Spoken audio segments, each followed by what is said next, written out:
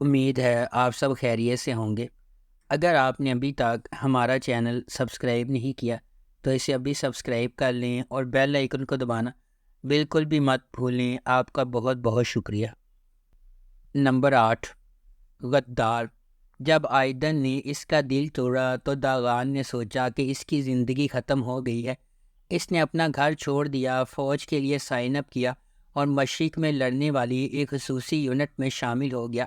اب 2 سال کی سخت ڈیوٹی کے بعد داغان کی سروس ختم ہو گئی ہے، گھر آنے کا وقت ہو گیا ہے۔ لیکن گھر ایسا نہیں ہے جیسا کہ داغان کو یاد ہے۔ اس کا خاندان بکھر گیا ہے اور اس کے پرانے پڑوس نے ایک تاریک انڈر ورلڈ کو راستہ دے دیا ہے۔ آئیدن چلی گئی ہے اور یہاں تک کہ پرانے دوست جو باقی رہ گئے ہیں وہ سب مشکوک تعاقب میں پھنسے ہوئے دکھائی دیتے ہیں۔ جب اس کے چاہنے والے خطرے میں آتے ہیں تو داغان ہچکچاتے ہوئے ایک پیشہ ور ہٹ مین بننے کی پیشکش قبول کرتا ہے۔ نمبر 7، کیرلی سپیٹی۔ ہر امیر محلے کے لیے غریب عورتوں کی فوج ہوتی ہے جو اسے چلاتی رہتی ہے۔ یہ تمام صفائی کرنے والے، دیکھ بھال کرنے والے اور گھریلو مدد ایک ہی اصول کے مطابق زندگی گزارتے ہیں کہ وہ پوشیدہ رہیں گے۔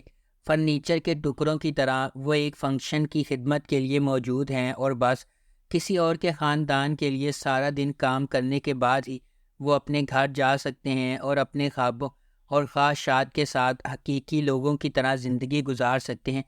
کیرلی سپیٹی ایک ایسی ہی لچکدار خواتین کے گروپ کی کہانی ہے جن کی زندگیاں دوسروں کے چھوڑے ہوئے گندگی کو صاف کرنے میں گزرتی ہے۔ کہانی اس وقت شروع ہوتی ہے جب ان خواتین میں سے ایک مریم المناک طور پر ایک گھر میں کام کرتے ہوئے اپنی موت کے منہ میں چلی جاتی ہے۔ نمبر 6، ساکلا بینی۔ میتے اور ناز جو امیر اور با اثر گھرانوں میں پیدا ہوئے اپنے بچپن میں کیے گئے وعدے کے پابند ہے۔ یہ وعدہ ایک المناک واقعے سے ہوا ہے جہاں ناز کی بے گناہی پر سمجھوتا کیا گیا تھا اور میتے کے خاندان نے غیر متزلزل حمایت کی پیشکش کی۔ جیسے جیسے وہ بڑے ہوتے جاتے ہیں ان کا رشتہ گرما گرم دلائل اور پرجوش مصالحت کا رولر کوسٹر بن جاتا ہے۔ میتے بچپن کے وعدے کو نبھانے کے لیے پرعزم ہے۔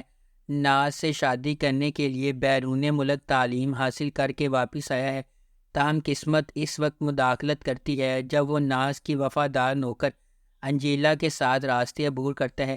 انجیلا، جس نے ایک پریشان حال ماضی کے بعد ناز کے گھر میں ایک خاندان پایا ہے، حادثاتی طور پر سامنے آنے والے ڈرامے میں ایک اہم شخصیت بن جاتی ہے۔ نمبر 5، شاہانِ حیاتم۔ دبئی کی چمکتی ہوئی آسمانی لکیروں سے لے کر میامی کے دھوپ میں بھیگے ساحلوں تک شاہانِ حیاتم شبنم کے سفر کی پیروی کرتا ہے۔ ایک مخالف ہیروئن جو مشکلات سے پیدا ہوئی، جو معاشرے کی سیڑھی کی چوٹی تک اپنے پنجے گاڑتی ہے۔ شبنم ایک اسکالرشپ والی بچی تھی جو ایک ایلیٹ اسکول میں پڑھتی تھی جہاں اسے امیر طلباء کے والدین اور یہاں تک کہ اس کے کچھ اساتذہ نے تنگ کیا تھا۔ اس کے دماغ کے باوجود کسی نے بھی نہیں سوچا تھا کہ وہ اسے ان کی سطح تک پہنچائے گی، لیکن پلاسٹک سرجری اور اٹل خواہش کے ساتھ شبنم نے حتمی انعام حاصل کیا، اونو نامی ایک امیر شوہر۔ نمبر 4، حدوتسو سیودہ۔ حدوتسو سیودہ خلیل ابراہیم کارسو کی کہانی ہے جو اپنی پیدائش کے وقت بحیرہ اسود کے گاؤں میں واپس آتا ہے۔ خلیل کو اس وقت فرار ہونے پر مجبور کیا گیا جب وہ صرف 5 سال کا تھا، جب اس کے والد کو مقامی کرائم باس رضوان لیٹو نے قتل کر دیا تھا۔ 20 سال بعد خلیل اپنی بچپن کی محبت یاسمین سے شادی کرنے گھر واپس آیا ہے، لیکن جب رضوان کا بیٹا یاسمین کو قتل کرتا ہے تو اس کا مشن بالکل نئی سمت اختیار کرتا ہے۔ خلیل ایک آدمی کی فوج بن جاتا ہے جس کا واحد مقصد رضوان لیٹو کو تباہ کرنا ہوتا ہے۔ نمبر 3، بمبشکا بری۔ بمبشکا بری مشہور اینکر پرسن کینان اور پرجوش پروسیکیوٹر لیلا کی ایک طاقتور کہانی سناتی ہے جو قتل کی تفتیش کے دوران راستے سے گزرتے ہیں اور اصرار، تناؤ اور جذبے سے بھرے رشتے میں جڑ جاتے ہیں۔ جیسے جیسے ماضی سے مبہم انکشافات سامنے آتے ہیں، ان کا سامنا چونکا دینے والی سچائیوں سے ہوتا ہے جو انہیں ہمیشہ کے لیے بدل دیتے ہیں۔ سیرین کلر کیس کینان کی کوریج کی بدولت سرخیوں میں آتا ہے، جو لیلا کی طرح قاتل کے تعاقب میں جاتا ہے۔ جیسے جیسے تفتیش گہری ہوتی جاتی ہے، لیلا کو احساس ہوتا ہے کہ یہ کیس ان کے خاندان میں طویل عرصے سے چھپے ہوئے تاریک واقعات سے جڑا ہوا ہے جو ان سب کو پریشان کرنے کے لیے واپس آئے گا۔ نمبر 2، دلیک تاشی۔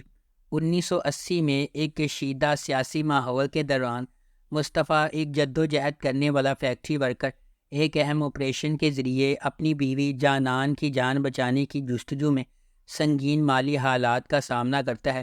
اپنے سنگ دل باس کی طرف سے اسے مسترد کر دیا جاتا ہے۔